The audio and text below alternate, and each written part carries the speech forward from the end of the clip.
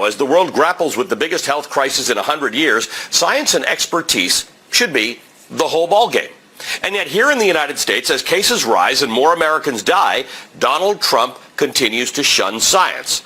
This isn't new, by the way. For decades, many Republican politicians have turned their backs on expertise and academia in favor of populism. Coronavirus is spreading and killing people because personal opinion is seen to be a viable alternative to fact. 2020 seems to be the year in which America is achieving peak ignorance, when anti-education, anti-expertise, and anti-intellectualism triumph, egged on by a weird interpretation of freedom and personal rights. The same impulses that feed climate denial and the anti-vaccination movement are today resulting in the preventable deaths of tens of thousands of people. 120 Americans will die during the course of my 2-hour show today.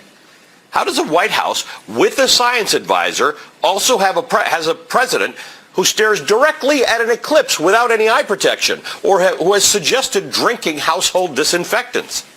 In an effort to help corral the disease, this week Donald Trump introduced the new White House coronavirus advisor, not the same thing as a science advisor. This guy, Dr. Scott Atlas.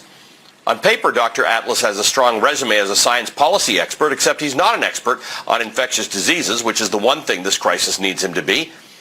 It's no surprise where the president found this newest member of his coronavirus team, serving as a medical commentator on his favorite cable channel, Fox News. The first case of coronavirus in the United States was diagnosed in mid-January, nearly 7 months ago, and we are still debating the efficacy of wearing masks and social distancing, a matter that is closed and settled for most of the rest of the world that has flattened the curve. Respecting real medicine, discovery, and academic study, as opposed to opinion and ignorance, are the only things that can prevent that.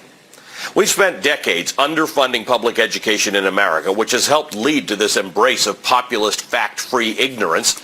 Some political leaders have capitalized on that for political gain, pushing people to value personal opinion over fact, morality over science, subjectivity over objectivity.